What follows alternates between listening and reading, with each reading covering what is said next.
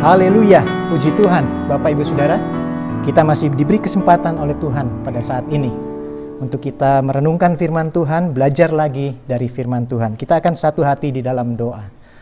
Bapa di surga, kami naikkan puji dan syukur di tengah-tengah keadaan yang tidak menentu saat ini. Engkau masih mengasihi kami, Engkau memberikan kepada kami kesempatan yang paling berharga dalam hidup ini. Untuk kami belajar dari firman-Mu, merenungkan firman-Mu Tuhan. Kami siap membuka hati kami siap untuk menjadikan tanah hati kami tanah yang subur. Ketika firman-Mu jatuh di atasnya, bertumbuh, berbuah bagi kemuliaan nama-Mu. Kami mengucap syukur di dalam nama Tuhan Yesus Kristus. Haleluya, amin. Haleluya, Bapak Ibu Saudara, puji Tuhan. Kita akan masuk dalam renungan firman Tuhan pada saat ini. Kita akan membaca di dalam Yohanes pasal 20 ayat yang ke-17. Yohanes 20 ayat yang ke-17. Firman Tuhan berkata demikian, kata Yesus kepadanya, janganlah engkau memegang aku, sebab aku belum pergi kepada Bapa, tetapi pergilah kepada saudara-saudaraku dan katakanlah kepada mereka, bahwa sekarang aku akan pergi kepada Bapakku dan Bapamu, kepada Allahku dan Allahmu. Puji nama Tuhan. Renungan firman Tuhan saat ini saya akan beri judul Kuasa Kebangkitan Kristus Membaharui Pola Pikir Kita. Pola pikir dalam Kamus Besar Bahasa Indonesia dikatakan sebagai kerangka berpikir.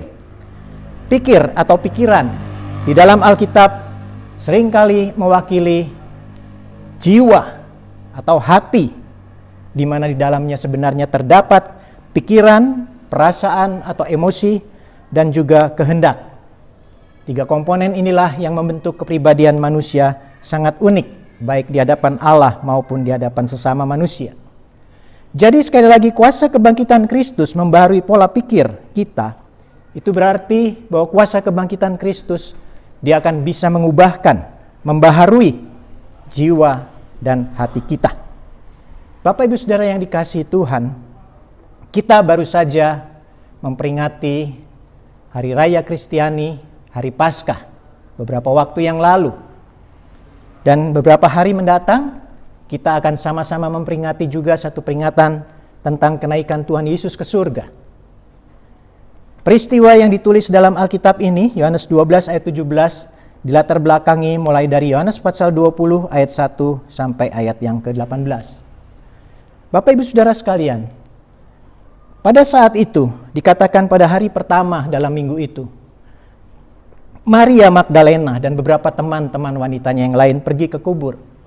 Dan ketika mereka melihat kubur itu kosong, mereka kembali untuk memberitahukan kepada para murid. Dan ketika para murid itu datang untuk melihat kubur yang kosong itu, setelah berapa saat, teman-teman wanitanya Maria ini, dia lebih memilih untuk meninggalkan kubur. Dan di tengah jalan kita tahu bahwa mereka bertemu dengan Tuhan Yesus. Sebaliknya kita melihat juga bahwa kedua murid Yesus, Petrus dan Yohanes, mereka juga lebih memilih untuk meninggalkan tempat itu, kubur itu. Mereka pulang ke rumahnya. Ditulis dalam Yohanes 20 ayat 10. Maria lebih memilih untuk tinggal di kubur itu, Bapak Ibu Saudara. Dia lebih memilih untuk tenggelam di dalam kesedihannya. Pertama yang membuat Maria sedih adalah bahwa Yesus telah mati. Dan peristiwa pagi hari itu, ketika dilihat kubur itu kosong, Maria hanya bisa berkata kepada para malaikat yang ada di situ, Tuhanku telah diambil orang dan aku tidak tahu di mana dia diletakkan. Duka cita ini yang sangat mendalam di hati Maria Magdalena itu tergambar, terwujud atau kita melihat dalam tindakannya. Dia tidak tergetar atas kehadiran dua orang malaikat di kubur itu. Bahkan dia juga tidak tergetar ketika Yesus ada di belakangnya. Maria malah berkata bahwa itu adalah penjaga taman. Lalu pola pikir apa yang akan dibaharui dalam peristiwa ini? Bapak Ibu Saudara sekalian, bagian awal daripada ayat yang sudah kita baca tadi mengatakan demikian, janganlah engkau memegang aku, sebab aku belum pergi kepada Bapa. Sekali lagi, janganlah engkau memegang aku, sebab aku belum pergi kepada Bapa. Apabila kita melihat ayat ini terlepas dari konteks-konteksnya, kita pasti mempunyai kesimpulan, wah, kalau begitu tubuh kebangkitan Tuhan Yesus tidak boleh disentuh oleh seorang pun, apalagi seorang wanita. Tapi kenyataannya adalah tidak demikian. Matius 28 ayat 9 dikatakan, mereka mendekatinya, memeluk kakinya, serta menyembahnya. Lukas pasal 24 ayat 42 sampai 43. Mereka memberikan kepadanya sepotong ikan goreng. Ia mengambilnya dan memakannya di depan mata mereka. Yohanes 20 ayat 27 mengatakan, kemudian ia berkata kepada Thomas, taruhlah jarimu di sini dan lihatlah tanganku. Ulurkanlah tanganmu dan cucukkan ke dalam lambungku. Dan jangan engkau tidak percaya lagi, melainkan percayalah. Tubuh kebangkitan memang mempunyai ciri-ciri yang sangat istimewa. Tetapi apa sebenarnya yang dimaksud oleh kata-kata Yesus ini? Janganlah engkau memegang aku sebab aku belum pergi kepada Bapa. Tafsiran Wycliffe mengatakan bahwa bagian itu, supaya lebih jelasnya diterjemahkan sebagai, berhentilah terus bergantung kepadaku. Dalam hal apa sebenarnya Maria Magdalena tidak boleh lagi bergantung kepada Yesus? Atau dengan bahasa yang lebih sederhana, jangan engkau menahan aku seperti yang kau inginkan. Bapak Ibu Saudara yang dikasihi oleh Tuhan, setelah kebangkitan Yesus, baik Maria Magdalena ataupun para murid, mereka masih mengharap terulangnya kembali kebersamaan Yesus secara fisik, secara jasmani. Apalagi bukankah sekarang Yesus mempunyai tubuh yang baru, tubuh kebangkitan yang berbeda dan sangat istimewa. Lebih jauh dikatakan di dalam Kisah Para Rasul 1 ayat 6, maka bertanyalah mereka yang berkumpul di situ, Tuhan, maukah engkau pada masa ini memulihkan kerajaan bagi Israel? Pertanyaan itu disampaikan oleh para murid Yesus yang segera akan menyaksikan Yesus naik ke surga. Beberapa saat ke depan mereka akan melihat Yesus terangkat. Tapi sampai detik itu, perhatian mereka, fokus mereka, pikiran mereka masih tertuju kepada kerajaan yang fisik. Bukankah bagi Yesus dengan tubuh kebangkitan akan lebih mudah untuk membangun sebuah kerajaan? Siapa lagi yang bisa menangkap Yesus dengan keadaan tubuh yang seperti sekarang ini? Mereka fokus ke sana. Tapi sekali lagi Yesus mengarahkan pikiran dan hati mereka kepada Roh Kudus yang akan dicurahkan sesudah pergian daripada Yesus ke surga. Sesudah Yesus kembali kepada Bapanya, Yesus arahkan pikiran mereka ke arah sana. Dengan Roh Kudus dicurahkan, mereka tidak hanya menjadi saksi bagi kebangkitan tubuh jasmani, tubuh kebangkitan itu, tubuh fisik yang kelihatan, tapi mereka akan bisa menyaksikan Kristus yang memberikan satu pikiran yang baru kepada mereka. Pikiran yang dibaharui oleh kuasa kebangkitan Kristus. Kita melihat di dalam Kisah Para Rasul 5 ayat 41, sesudah mereka menerima kuasa Roh Kudus. Ayat itu mengatakan, rasul-rasul itu meninggalkan sidang mahkamah agama dengan gembira, karena mereka dianggap layak menderita penghinaan oleh karena nama Yesus. Kalau Yesus masih tetap bersama-sama dengan tubuh kebangkitannya, maka peristiwa yang disebut di dalam Kisah Para Rasul 5:41 tidak mungkin akan pernah terjadi, Bapak Ibu Saudara. Mengapa menderita penghinaan oleh karena nama Yesus itu menjadikan mereka gembira? Yesus yang sudah bangkit, Yesus yang sudah kembali ke surga, Dia mencurahkan Roh Kudusnya. Itulah penyertaan Yesus dalam pikiran dan hati mereka secara pribadi.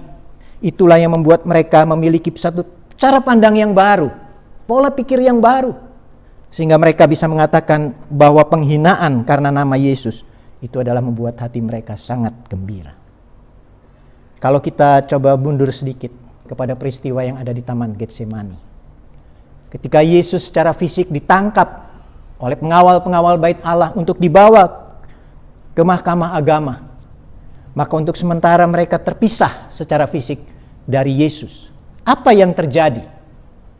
Yang terjadi adalah bahwa para murid itu melarikan diri. Bahkan Petrus, dia menyangkali Tuhan Yesus. Seandainya Tuhan Yesus masih tetap berada dalam fisik kebangkitannya sekalipun, itu tidak akan membuat iman mereka berubah, keberadaan mereka berubah.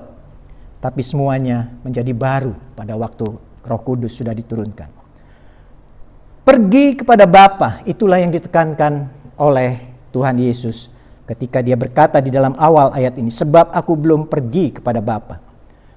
Sebenarnya pergi kepada Bapa itu sudah disampaikan oleh Tuhan Yesus jauh sebelumnya. Yohanes 14 ayat 2, sebab aku pergi ke situ untuk menyediakan tempat bagimu. Yohanes 16 ayat 7, adalah lebih berguna bagi kamu jika aku pergi. Jika aku pergi, aku akan mengutus Dia, Roh Kudus, kepadamu. Kalau Yesus tidak pergi kepada Bapa, Roh Kudus tidak pernah datang. Itulah yang disampaikan oleh Tuhan Yesus. Kalau saja mereka ingat kepada kata-kata Yesus pergi kepada Bapa, mungkin cara pandang mereka sudah berubah pada waktu itu, sudah berbeda pada waktu itu. Kita akan lanjut lagi, bagian kedua daripada ayat pokok tadi mengatakan demikian. Tetapi pergilah kepada saudara-saudaraku dan katakanlah kepada mereka, bahwa sekarang aku akan pergi kepada Bapakku dan Bapamu, kepada Allahku dan Allahmu. Siapakah saudara-saudaraku yang dimaksud oleh Yesus dalam kata-kata ini? Tentu Maria Magdalena menangkap maksud itu. Yang dimaksud adalah tentu para murid Yesus. Jadi Maria Magdalena disuruh menyampaikan bahwa Yesus akan pergi kepada Bapa dalam waktu yang dekat ini. Itu yang harus disampaikan kepada saudara-saudara Yesus, atau yang dimaksud di sini adalah para murid. Tetapi di sisi yang lain, Bapak Ibu Saudara, sebagian juga berpendapat bahwa saudara-saudaraku yang dimaksud di situ adalah termasuk saudara-saudara tiri Yesus, anak-anak daripada Yusuf dan Maria, seperti yang ditulis dalam Markus 6 ayat 3. Dan ini diperkuat dengan Kisah Para Rasul 1 ayat 14. Ketika mereka menunggu 10 hari di kamar loteng Yerusalem, di sana diantaranya disebutkan bahwa Maria ibu Yesus bersama-sama dengan saudara-saudara Yesus ada juga di sana. Tapi dalam perkembangan selanjutnya, Bapak Ibu Saudara, kita tahu bahwa barang siapa melakukan kehendak Allah, dialah saudaraku laki-laki, dialah saudaraku perempuan, dialah ibuku. Markus 3 ayat 35. Itu berarti bahwa kita sebagai orang percaya adalah saudara-saudara Yesus. Kita adalah saudara-saudara Dia yang menerima apa yang Yesus pesankan, bahwa Yesus sekarang memang berada di sana, di sebelah kanan Allah Bapa, dan itu kita yakini. Apa pesan yang disampaikan? Atau pesan yang harus disampaikan Maria Magdalena kepada mereka, yaitu saudara-saudara Yesus tadi. Aku akan pergi kepada Bapakku dan Bapamu, kepada Allahku dan Allahmu. Mengapa Yesus tidak menyebut Bapa kita atau Allah kita? Bukankah objek di mana Yesus akan pergi itu adalah satu pribadi, yaitu Allah Bapa, Elohim Yahweh. Bagi Yesus, Bapakku, itu karena Yesus sudah mempunyai hubungan yang unik sejak di dalam kekekalan. Yohanes 1 ayat 18 berkata, tidak seorang pun yang pernah melihat Allah, tetapi anak tunggal Allah yang ada di pangkuan Bapa, dialah yang menyatakannya. Yohanes 14 ayat 9 berkata, barang siapa telah melihat aku, ia telah melihat Bapa. Bapakku dalam kata-kata Yesus yang diucapkan kepada Maria pada waktu itu hendak menunjukkan bahwa memang Yesus punya hubungan yang unik, yang berbeda dengan hubungan kita kalau kita menyebut Allah sebagai Bapa. Bagi Yesus, sebutan Allahku itu menunjukkan kerendahan hati yang sangat tulus. Bukan hanya selama Yesus dia ada di dalam dunia ini, dalam tubuh jasmaninya, tetapi sejak dalam kekekalan, Yesus memang mempunyai hubungan yang unik dengan Allahnya di surga. Filipi 2 ayat 6 mengatakan, yang walaupun dalam rupa Allah tidak menganggap kesetaraan dengan Allah itu sebagai milik yang harus dipertahankan. Kolose 1 ayat 19, karena seluruh kepenuhan Allah berkenan diam di dalam Dia. Jadi bagi Yesus, seandainya saja di dalam kekekalan Yesus menyebut Allah pencipta langit dan bumi itu sebagai Allahku, itu tidak akan pernah menurunkan kedudukan. tidak pernah menurunkan kesamaan derajatnya dengan Allah. Dia tetap adalah Allah. Itulah kerendahan hati yang luar biasa dari Yesus, yang sudah ada sejak dalam kekekalan, dan bukan hanya kerendahan hati selama dia jadi manusia. Sebaliknya bagi Maria, Bapamu dan Allahmu, ini agak berbeda hubungannya. Maria Magdalena dan juga semua orang percaya tentunya menyebut Allah sebagai Bapa, menyebut Allah sebagai Allah, itu hanya karena akibat yang ditimbulkan atau akibat yang dianugerahkan oleh pengorbanan Tuhan Yesus. Tanpa pengorbanan Tuhan Yesus, kita tidak mungkin akan bisa menyebut Allah itu sebagai Bapa kita. Kita tidak akan dapat memanggil Allah itu sebagai Allah kita. Tapi karena pengorbanan Tuhan Yesus, Allah itu menjadi Bapa kita. Allah itu menjadi Allah kita. Di luar Yesus, kita mengenal Allah hanya secara samar-samar dan bahkan mungkin bisa menyesatkan. Allah sebagai Bapa itu hendak mengingatkan kita supaya kita membangun kedekatan dengan Dia tanpa memanfaatkan dan tanpa memaksakan kehendak diri kita sendiri kepada Bapa di surga. Allah sebagai Allah itu berarti bahwa kita harus membangun rasa hormat, rasa ketundukan kita, rasa takut kita di dalam kebenaran dan mengasihi Dia dengan segenap hati, jiwa, kekuatan, dan akal budi kita. Kuasa kebangkitan Kristus membarui pola pikir kita. Kita hidup sebagai generasi orang percaya seperti yang dikatakan oleh Tuhan Yesus kepada Thomas. Berbahagialah mereka yang tidak melihat namun percaya. Yohanes 20 ayat 29. Kita selalu diperhadapkan dengan masalah-masalah dalam kehidupan ini. Baik yang bersifat rutin ataupun mungkin yang bersifat temporer. Apakah kita menyelesaikannya dengan pola pikir dunia atau pola pikir yang datang dari firman dan Roh Kudus? Pola pikir dunia dibentuk dari semua informasi yang kita terima. Dari media massa, media sosial, dan berbagai media yang lain. Itulah yang akan memenuhi pikiran dan hati kita. Memenuhi hati jiwa kita. Pola pikir yang datang dari firman dan Roh Kudus itu sangat ditentukan oleh ketaatan dan kesetiaan kita kepada pimpinan Roh Kudus dan firman. Apabila kita memutuskan untuk menyelesaikan masalah-masalah hidup kita dengan pola pikir dunia, maka percaya dan iman kita akan semakin terkikis. Tidak mungkin akan bisa dibangun.